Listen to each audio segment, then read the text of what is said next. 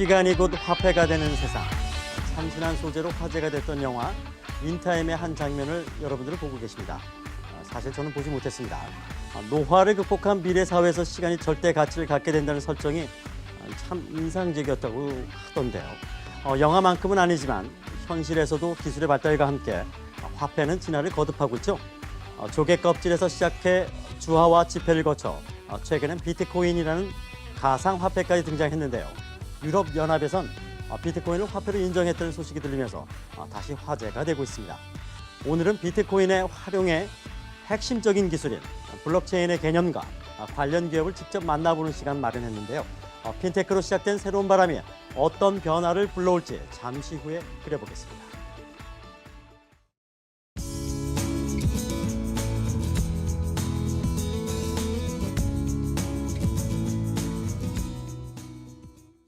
네, 트렌드 인사이트, 핀테크 산업에 대해서 집중적으로 분석을 하고 있죠. 다소 좀 어려울 수도 있고 좀 난해할 수도 있습니다. 하지만 새로운 어떤 이 혁명적인 분야가 생겼을 때 그걸 빨리 캐치하고 이해한다면은 사실 개인한테 엄청난 부를 갖다 줄 수도 있다는 그걸 명심하면서 오늘 또 핀테크 공부 열심히 해보도록 하죠. 예, 오늘도 김일선 교수님 나오셨습니다. 어서 오세요. 안녕하십니까? 제 말이 맞았는지 모르겠습니다. 정말 그럴까요? 가슴에 와닿습니다. 예, 알겠습니다. 하여튼 그간 뭐 별거 없이 잘 지내셨고요. 네, 덕분에요. 예, 알겠습니다. 오늘도 저희가 좀 핀테크, 그중에서 특히 비트코인 개념에 대해서 오늘 공부할 시간 아니겠습니까? 네, 비트코인, 블록체인 그것이 예. 핀테크에 어떤 그 관계성이 있는지 의미가 있는지 또 경제 전체로 볼 때 그쪽에 어떤 방향으로 가는 것인지 한번 좀 짚어보도록 하겠습니다. 예, 일단 비트코인부터 좀 알아볼까요? 그럴까요? 제가 한번 그림을 하나 준비했는데요. 잠깐 보시고 제가 여쭤보겠습니다. 지금 보시는 화면에 뭐가 보이십니까? 블락들이 보이고 있습니다. 레고 블록이라고 하죠. 레고 블록이라고 예. 그러죠. 블록체인이라는 개념을 어떻게 설명할까 좀 제가 잠깐 고민을 해봤는데 이렇게 한번 설명 어떨까 싶어요. 블록체인은 레고 블록에다가 정보를 차곡차곡 쌓아서 잘 정리한 것이다. 마치 모래 아래다가 정보를 넣는 것이 인터넷이라고 우리가 비유할 때 블록체인에 정보를 넣는 것은 이렇게 레고 블록에 정형화되게 체계적으로 아주 깔끔하게 정리하는 것이 블록체인이다 얘기를 할 수 있는데요. 블록체인 즉 정보의 블록이다 이렇게 한번 개념을 잡고 한번 시작해 보죠. 설명을 더 드리면요. 예.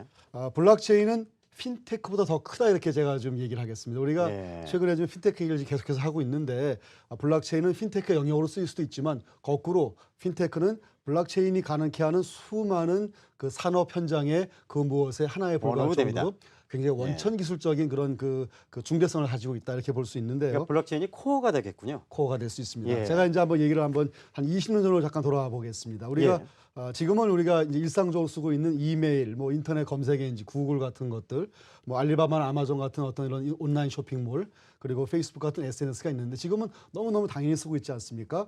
불과 20년 전 1990년대 중반만 하더라도 그게 뭐야 하던 때가 있었습니다. 예, 그렇죠? 기억납니다. 지금은 천리안, 하이텔 이런 그렇죠. 시대에도 신기했었죠. 그렇죠. 지금 나이가 19살쯤 되신 아직은 그 10대들은 너무 당연한 거지만 나이가 40 넘으신 중장년층 이상들은 그때는 정말 그랬어라는 것을 기억하실 거예요. 예. 똑같은 개념에서 지금부터 한 10년, 20년 뒤에 블록체인 기반이 당연히 있는 건데 옛날에는 뭔지 몰라서 그럴 때가 올 것 같은데 제가 한번 정리해 봤습니다. 인터넷이 이메일이나 SNS 이런 것들을 만드는 것처럼 블록체인은 좀 아까 말씀하신 비트코인 같은 전자화폐를 이미 만들어냈고요. 그다음에 인터넷 은행이라는 것을 또 새로운 그 기반으로 만들어내고 핀테크의 핵심이라고 볼 수 있는 디지털 금융이라는 서비스를 몇 차원 높게 만들어 버리기도 하고 그다음에 재밌는 게 있습니다. 국가가 관여하는 선거 시스템이나 또 공공 그 데이터 관리 같은 것도 블록체인이 들어가 버리면 기존의 모든 것들을 완전히 뒤엎어버릴 정도의 기술적인 혁신을 이뤄낼 수가 있습니다. 교수님, 저걸 할 수 있다는 겁니까? 지금 저런 것들이 이 안에서 벌어지고 있다는 뜻인가요? 일부 벌어지고 있고요. 지금 당장이라도 누군가가 맘만 먹으면 이 일을 할 수가 있습니다. 국가가 선거 관리 시스템을 예를 들어서 도입하기로 맘먹으면은 블록체인 기반의 선거 시스템이 즉시 지금 활용 가능하게 되어 있습니다. 그런 그 블록체인이라는 그 개념 내에서 화라고 할까요? 네네. 그 쓰여지는 화폐가 비트코인이라고 보면 되는 건가요? 맞습니다. 예, 네네. 그건 실제로 그렇다면 지금 움직이고 있는 것들이고, 실제로 움직이고 예, 있죠. 네. 그리고 그 나중에 것들 이게 뭐 앞서 뭐 선거 이런 얘기도 말씀하셨는데 그런 것들은 활용될 수 있는 범위로 생각하면 되겠군요. 그렇습니다. 그러니까 화폐라는 걸로 좀 인식되는 비트코인은 블록체인이 가능케 하는 그 영역 중에 하나일 뿐이고요. 예. 그 외에 정보를 담을 수 있는 거, 화폐도 하나의 정보 아니겠습니까? 그렇죠. 내가 500원을 500만 원을 뭐 누구한테 주고받았다는 것이 정보의 개념인데 예. 정보를 담을 수 있는 그 모든 것들은 블록체인이 가능해지는데요. 블록체인을 조금만 더 이해해 보도록 하겠습니다. 그래 보죠. 블록체인은 모든 기술에 영향을 주는 근본적인 기술이다 이렇게 얘기할 수 있습니다. 굉장히 좀 묵직한 얘기인데요. 블록체인은 원천 기술의 원천 기술이다. 그러므로 화폐만이 아니라 금융만이 아니라 부동산 거래, 선거, 나의 개인 정보, 대학교에서의 어떤 그런 정보 시스템 모든 것들을 다 그 변화시킬 수 있는 어마어마한 기술인데 실제로 블록체인을 뭐라 하냐면 기술을 뒤엎는 붕괴 기술학과 얘기하고 있습니다. 기존의 인터넷 이전에 어떤 정보 처리 시스템을 다 붕괴시키고 새롭게 만든 것처럼 블록체인은 기존의 인터넷이 만들어 놓은 그런 시스템들을 다시 한번 또 붕괴시킬 수 있는 어마어마한 기술이다 볼 수가 있는 것이죠. 예를 들어서 은행이라는 걸 예를 들어보면은 예.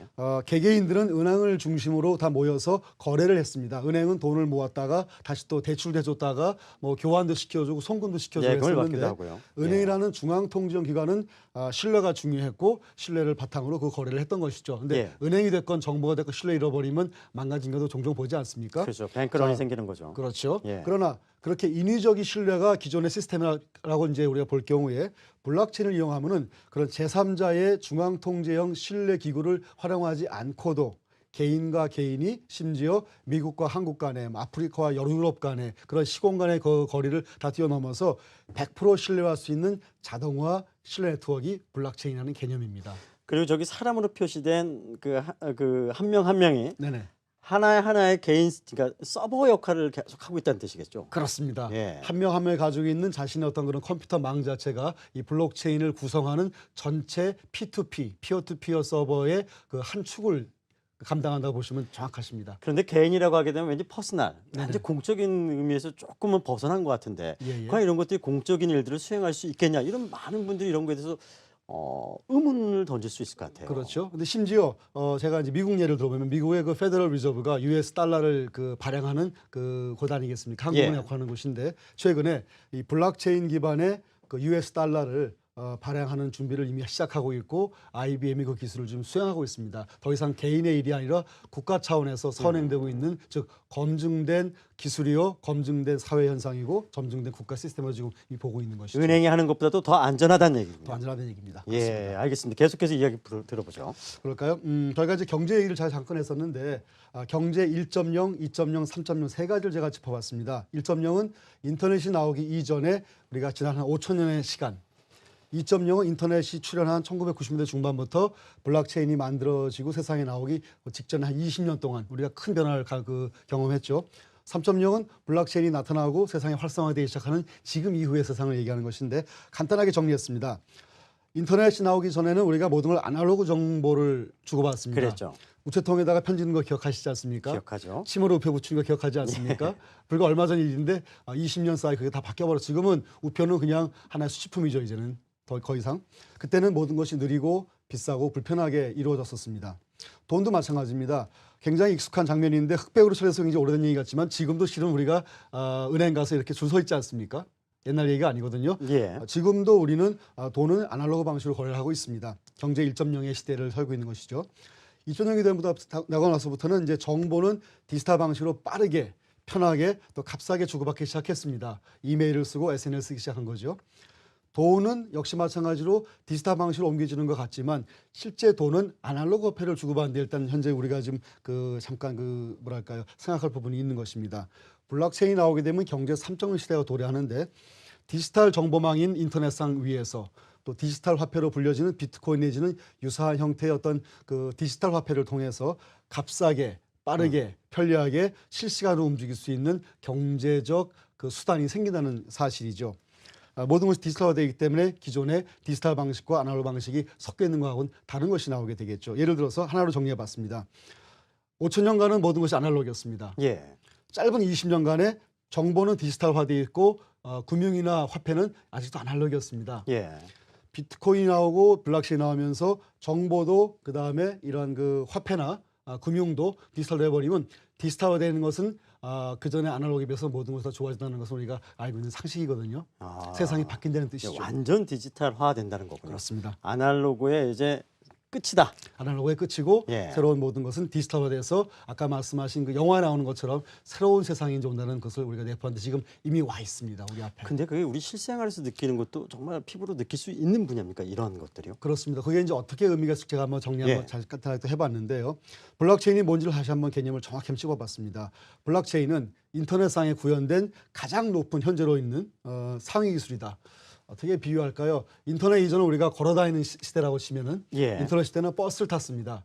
블록체인 시대에는 A380 비행기를 타고 사는 시대입니다. 걸어다니는 거나 버스 타는 거하고는 전혀 다른 개념의 그 세상이 오겠죠.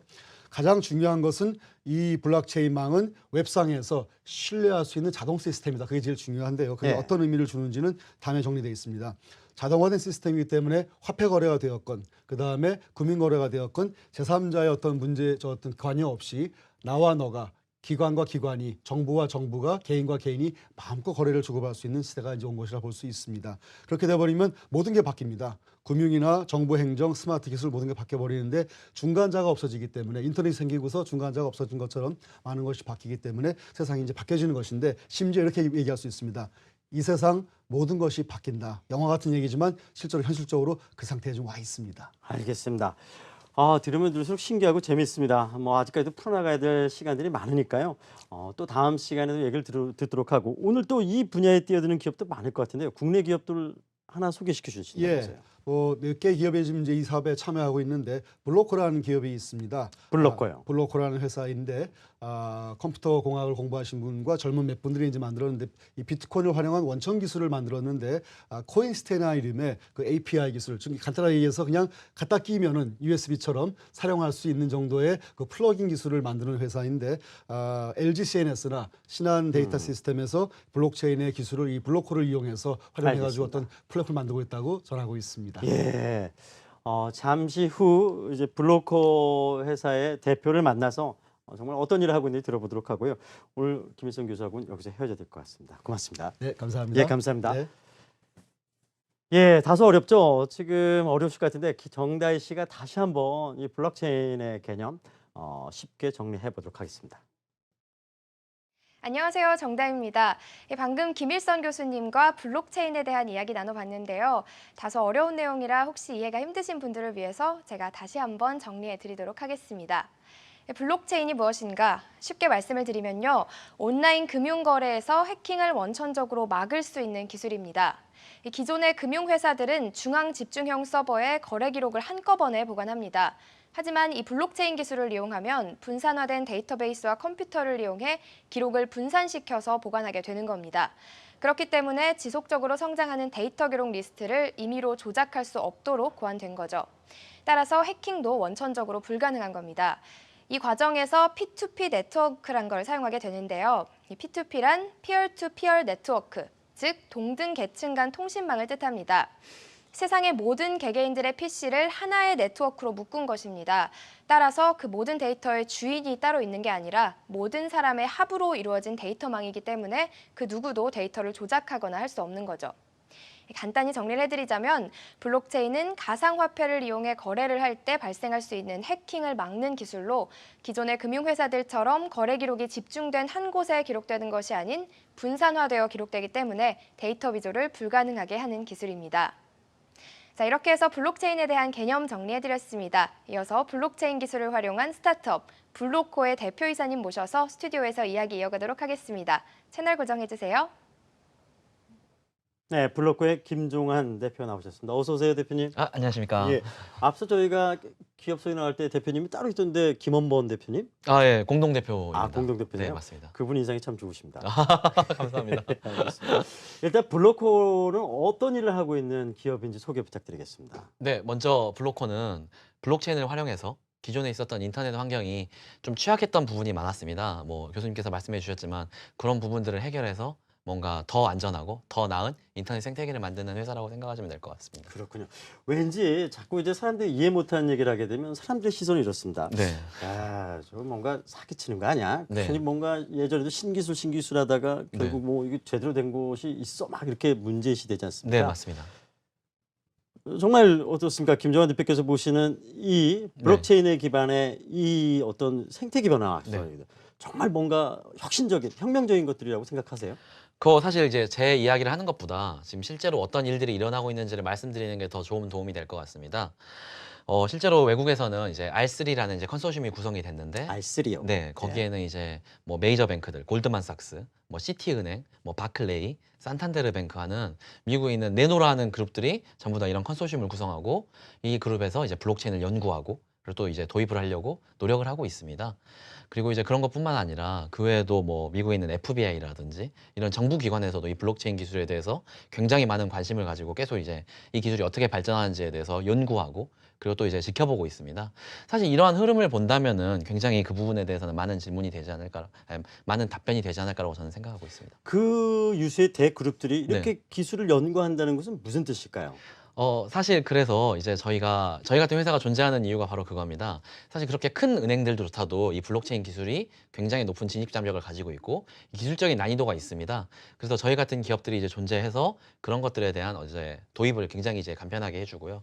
쉽게 말씀을 드리면은 뭐 시중에 이제 많은 건설사들이 있지만 그런 건설사들이 모든 건설을 다 이제 수행하고 있지는 않잖아요. 그렇죠. 네, 그래서 그거에 대한 기반을 다지고 그리고 그거에 대해서 뭔가 이제 모델하우스 같은 걸 만들어서 어떻게 사용하시면 됩니다라는 걸 이제 컨설팅 해드리고 그리고 이제 실제로 그걸 사용하실 수 있도록 관련된 재료들을 제공하는 게 이제 저희 같은 회사들이 하는 역할이고요.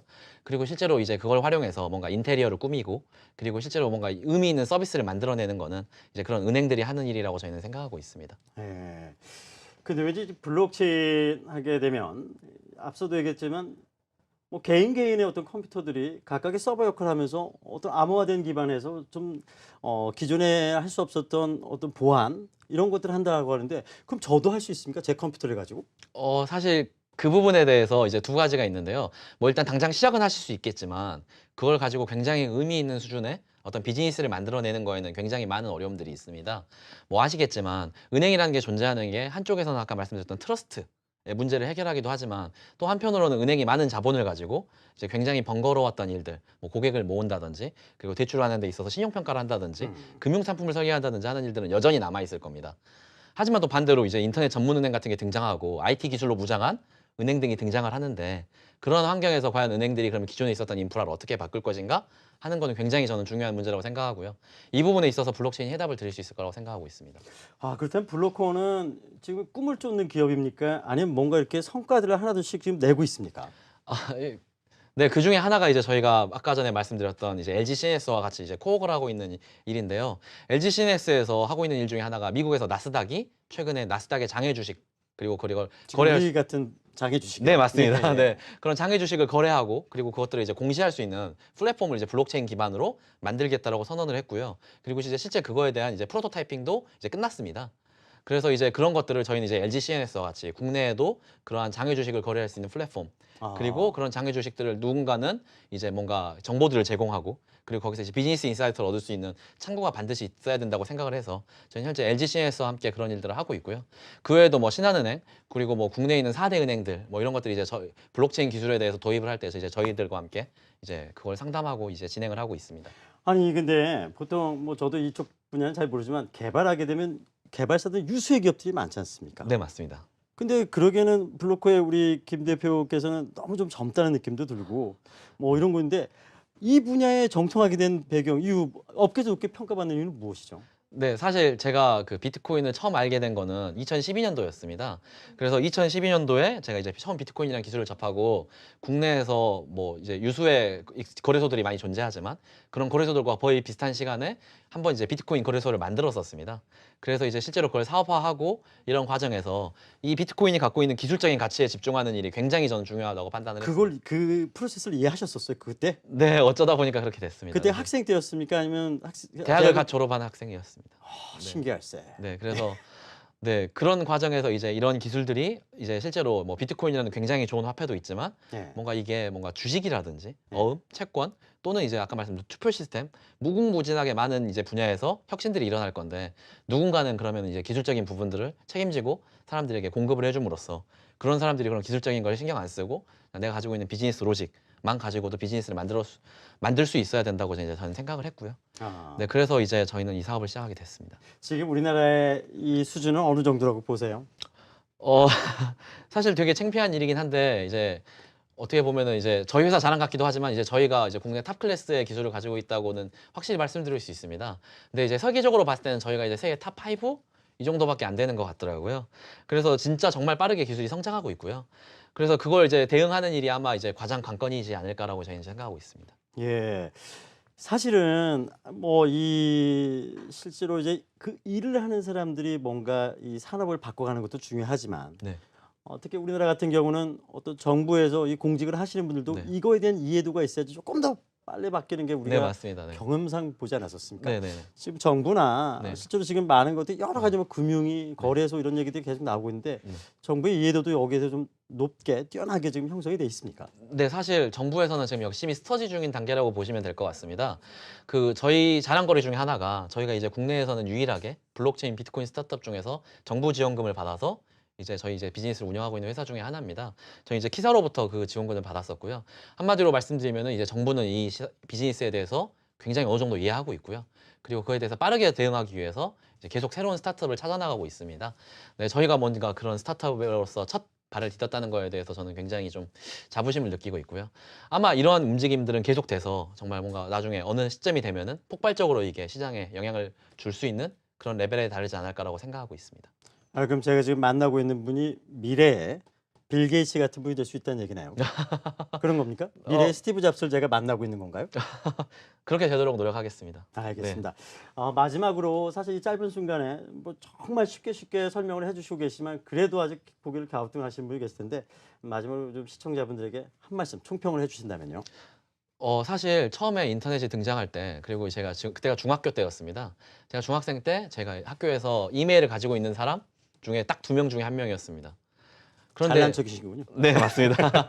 네, 그런데 지금 비트코인도 어떻게 보면 마찬가지에 있는 흐름이라고 생각하고 있습니다. 앞으로 미래는 블록체인이 굉장히 많은 영역에서 많은 역할들을 해나갈 텐데 그런 과정에 있어서 뭔가 선구자적인 움직임을 가져가는 것은 굉장히 중요하다고 생각합니다.